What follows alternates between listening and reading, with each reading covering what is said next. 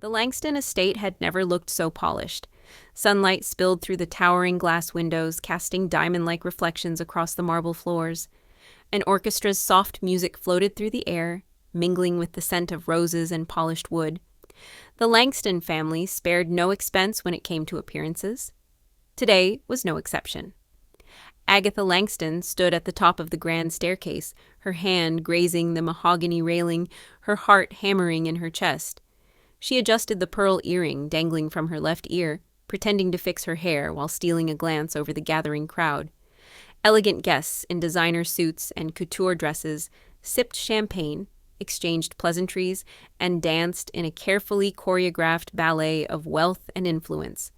She felt like an actress about to step on stage. "Smile," she whispered to herself, curling her lips into a practiced curve. Her reflection in the gilded mirror offered silent encouragement. She looked every bit the part she needed to play. Poised, powerful, perfect. No one could know the truth that lurked beneath the silk and diamonds. No one could know that her marriage was a beautifully constructed lie. 2 years of separation, cold silence, and unspoken accusations. And yet today, she would have to stand beside Neevan Arkwright as if nothing had ever happened. She pressed her fingers against her temple, willing the headache building behind her eyes to disappear. Just a few hours. She could survive a few hours. "Agatha, darling."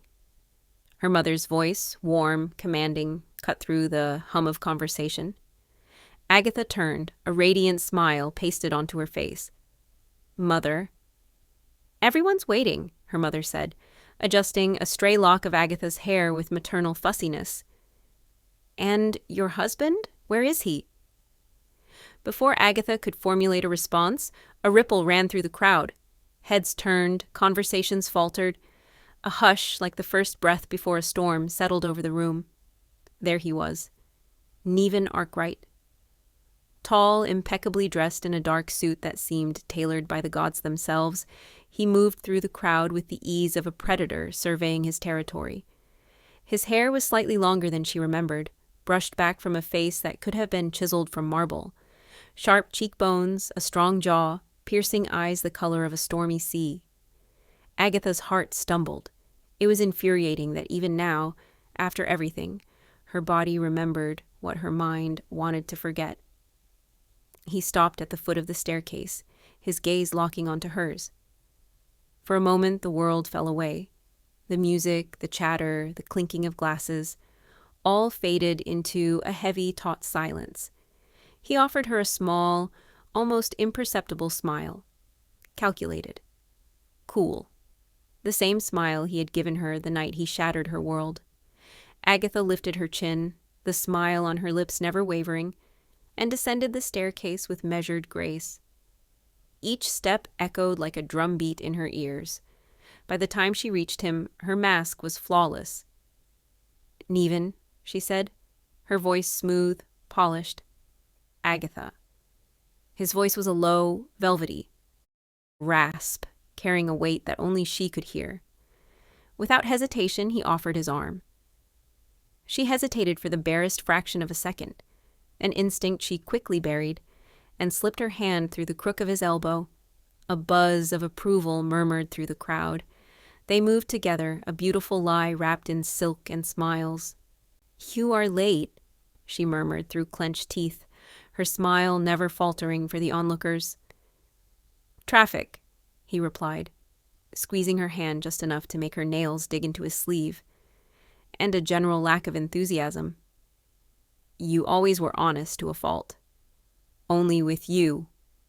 The words were so soft, so intimate, she almost missed the bitterness curled inside them. They paused before her father, Magnus Langston, a silver-haired titan whose mere presence demanded attention. "Neevan," Magnus said, extending his hand. "Glad you could make it."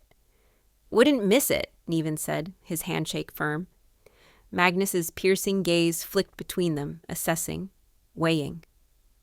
Agatha met her father's eyes with serene composure, daring him to question what he thought he saw. Satisfied, Magnus nodded. "Come. There are people you must meet." As they were led deeper into the sea of powerful strangers, Agatha felt her smile becoming a prison. Every laugh, every touch of Neevan's hand at her waist, every whispered endearment was a dagger to her pride. She wanted to scream. Instead, she played her part, sipping champagne she barely tasted, laughing at jokes she barely heard. Hours blurred into each other, introductions, toasts, speeches, and then finally, a moment alone. They found themselves in the garden, moonlight painting silver shadows across the manicured hedges. Agatha wrenched her arm free, turning on him with barely contained fury.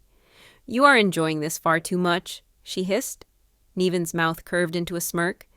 "On the contrary, I find it excruciating." "Then why the hell are you smiling?" He stepped closer, his presence a physical thing, wrapping around her, suffocating. "Because," he said softly, "I am marveling at how easily we lie." Agatha swallowed hard, her throat dry. "We have no choice," she said, her voice cracking despite herself. "We made a deal. We need each other." "Need," he echoed, the word tasting bitter on his tongue. "Is that what you call it?" Their gazes clashed, a battle of wills. For one heart-stopping moment, she thought he might kiss her. She hated herself for the part of her that wanted him to. Instead, he leaned in, his breath a ghost against her ear. "Careful, Agatha," he murmured. "The closer we dance, the harder it is to tell who's leading." She jerked back, anger flaring. "Stay in line, Neevan," she snapped, "or I swear I will burn this entire charade to the ground." His smile was pure sin. "Wouldn't that be a sight?" he said. Footsteps approached. Voices. Without missing a beat, Neevan captured her hand and pressed a kiss to her knuckles, the perfect picture of adoration. Agatha shivered, not from pleasure, but from the chilling realization. Pretending might be easy, but surviving it would be another matter entirely. To be continued. The night deepened, casting longer shadows across the Langston estate. Fairy lights blinked among the hedges like distant stars, and laughter spilled from the grand hall behind Agatha and Neevan. Agatha inhaled the cool night air, willing her heart to slow.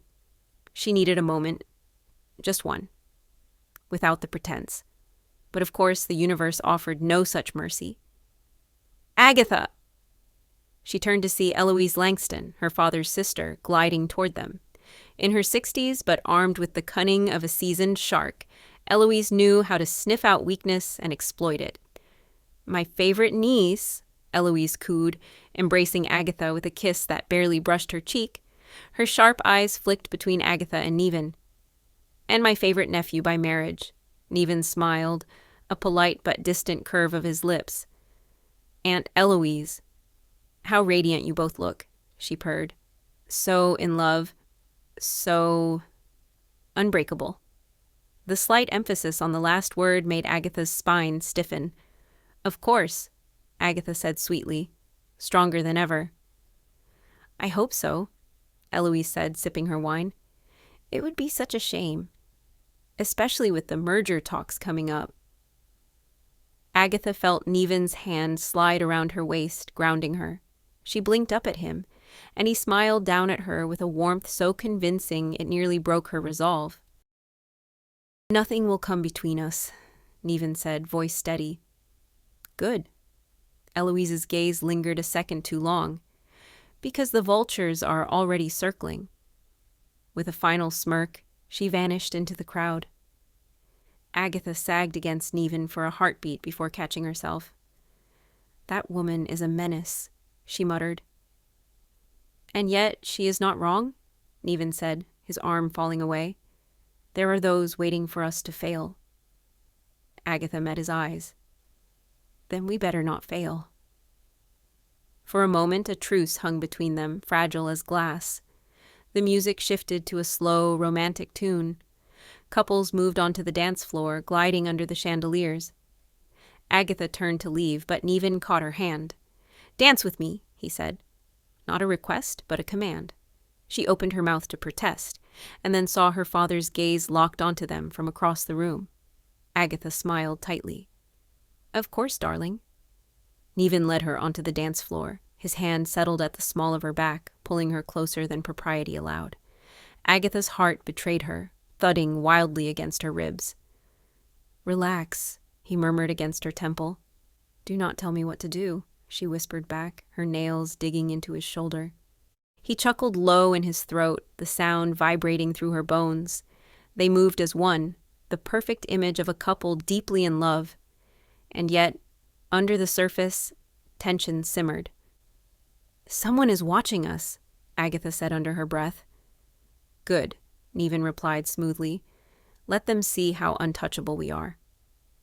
But as they spun across the dance floor, Agatha caught a glimpse of a figure at the edge of the room, someone she did not recognize. A man in a gray suit, face partially hidden in shadow, watching them with unnerving intensity. A shiver ran down her spine. The dance ended, applause rippling around them. Neevan pressed a kiss to her forehead, his lips lingering a beat too long. The crowd swooned. Agatha wanted to slap him.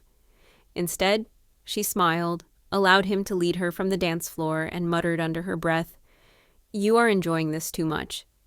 "I am enduring it," he corrected, his eyes scanning the room.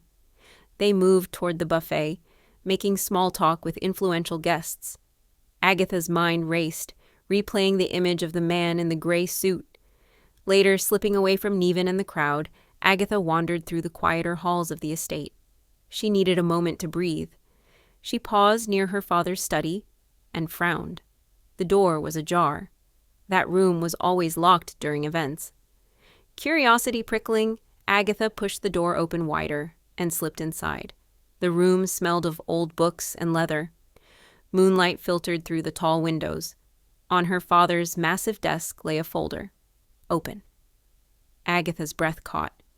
Inside were photographs of her and Neevan, candid shots from the past few weeks, moments she had thought private, a coffee shop, a rare meeting, even this evening's entrance at the reunion. Her fingers trembled as she turned the pages.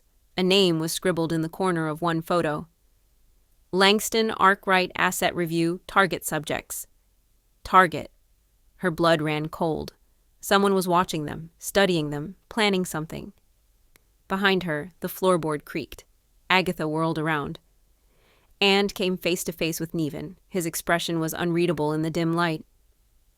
"You were not supposed to see that," he said, voice low. Agatha's heart slammed against her ribs.